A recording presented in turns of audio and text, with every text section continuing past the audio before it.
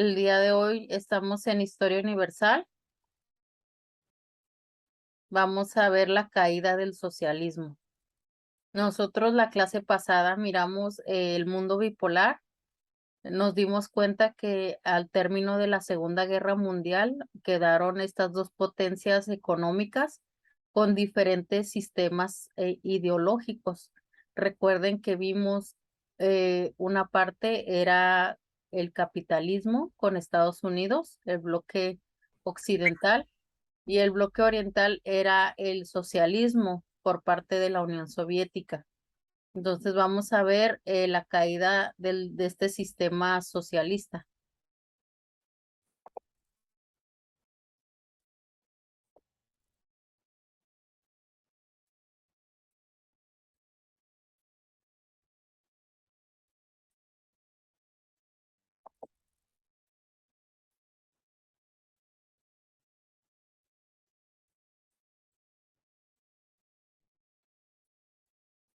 Dice, los comienzos de la década de los 70 fueron aparentemente afortunados para la Unión Soviética y los países comunistas de la Europa Central.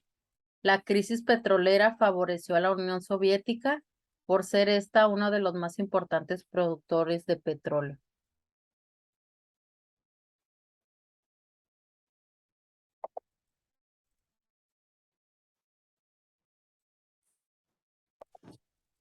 Tenemos la Unión Soviética bajo la conducción de Leonid Brezhnev.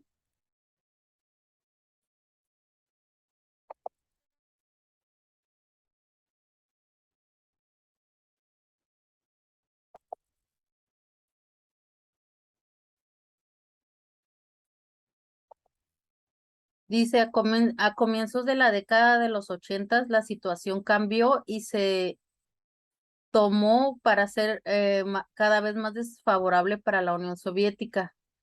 Por la misma época, el socialismo reapareció en distintos países europeos, incluso llegó al gobierno. La Unión Soviética comenzó a contarle demasiado dinero para mantener su condición de superpotencia. Sin embargo, esto no era lo peor. El más agudo problema encontraba en una economía que lejos de abastecer y parecerse a la estadounidense, pues se acentuaba cada vez más su crisis.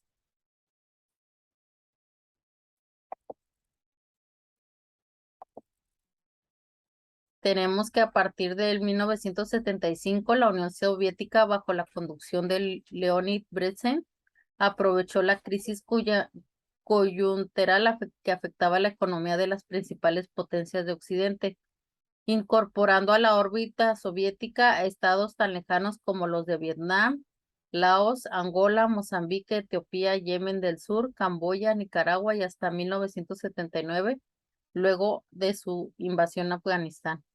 Pues vemos que aparentemente la Unión Soviética estaba creciendo, sin embargo, pues carecía este panorama supuestamente favorable llevó a Brezhnev a pretender igualar la superioridad en armamentos que poseía Estados Unidos.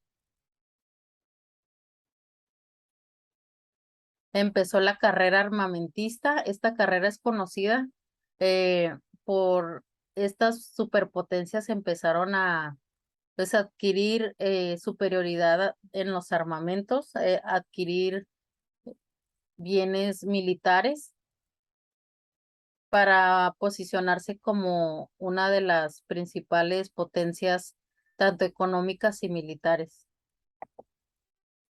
A comienzos de la década de los 80, la situación cambió y se tornó cada vez más desfavorable para la Unión Soviética.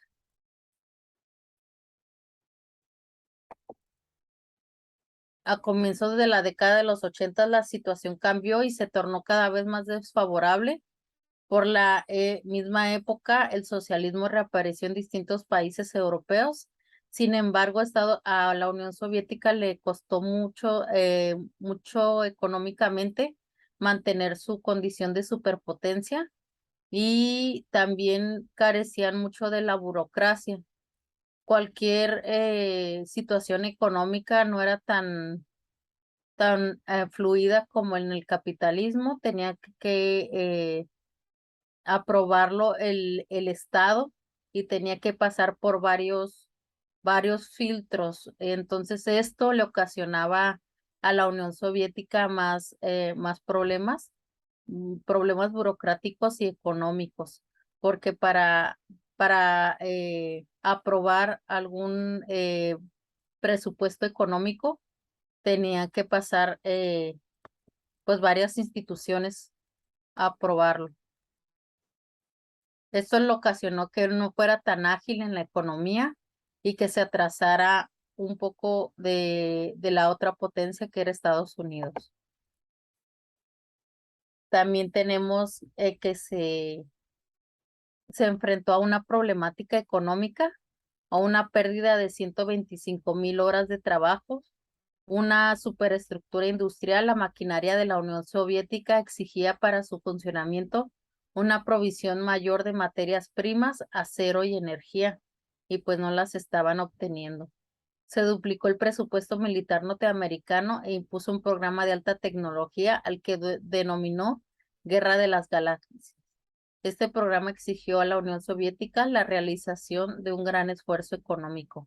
En noviembre de 1982 murió Brezhnev y fue suspendido por Yuri Andropov como nuevo secretario general del Partido Comunista de la Unión Soviética.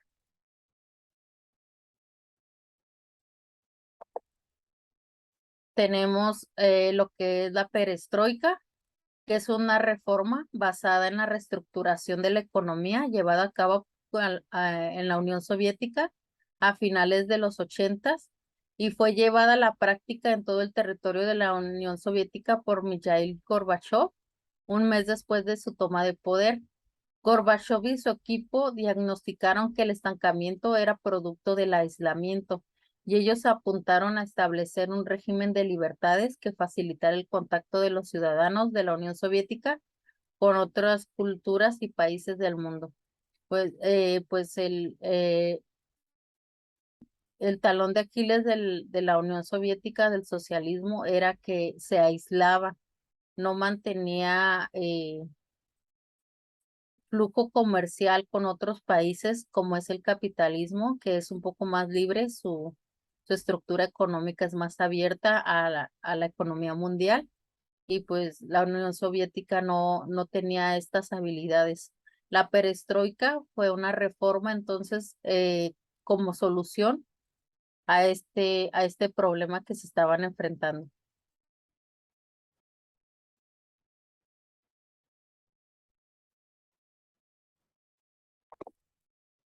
Tenemos la caída del muro de Berlín. Recuerden que este suceso fue en 1989 y recuerden que Berlín, Alemania quedó dividida en dos, en una comunista y en otra capitalista. Y este muro cae y de forma simbólica representa también la caída del socialismo, de su poderío, que continuó, pero sin embargo ya no fue una superpotencia económica como la conocemos en su momento. Con la caída del capitalismo vamos al mundo unipolar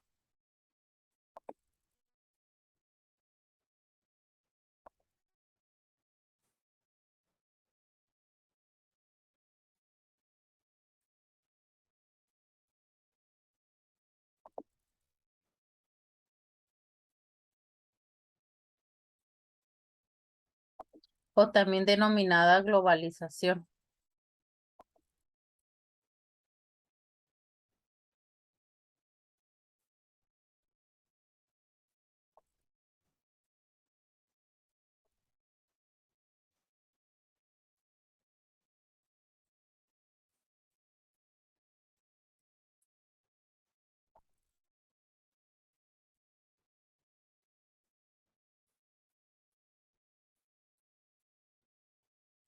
Mm,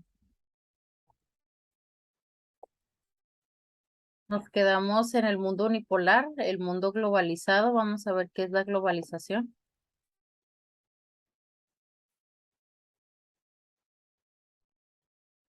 Al caer el socialismo, entonces entramos al mundo unipolar, al mundo de la globalización.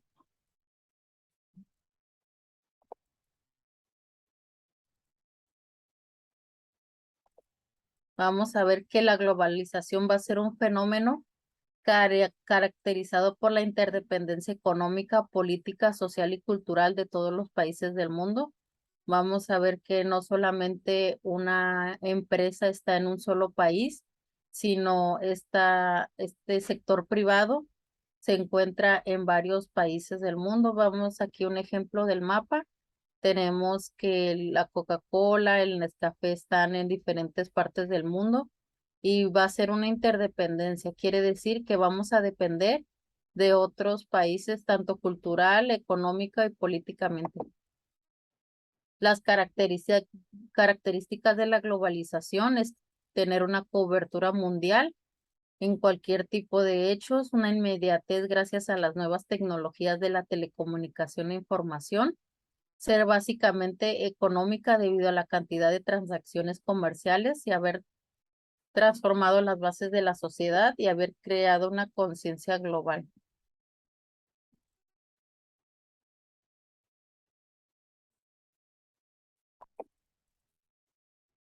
Tenemos las ventajas de la globalización, este mundo unipolar, es que se disminuyen los costos de producción y por lo tanto se ofrecen productos a precios menores.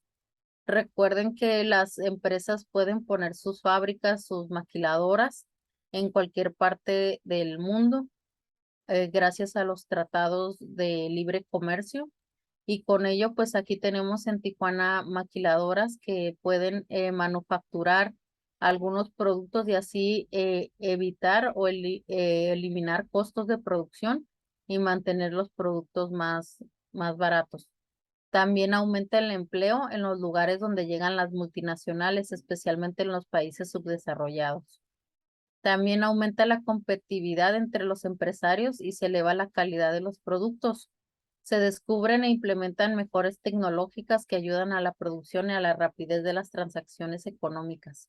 También hay una mayor accesibilidad a bienes que antes no se podía obtener en los países subdesarrollados. También es la libre competencia, entonces se mejoran algunas mercancías y algunos productos. Tenemos los inconvenientes de la globalización. Tenemos que se pueden transmitir con facilidad y rapidez gracias a las telecomunicaciones, pues el contagio de las enfermedades. También tenemos el terrorismo. En el mundo globalizado está amenazado por grupos humanos violentos que rechazan el orden político y social y pretenden derrotarlo mediante sus acciones terroristas. Y tenemos la contaminación. El mundo se contamina cada vez más debido a los procesos tecnológicos de transportes y fábricas. Vamos a ver que aunque tenemos aumento en la economía, vamos a presentarnos a problemas sociales eh, que se enfrentan a este tema de la globalización. Tenemos globalización económica, globalización cultural y globalización tecnológica.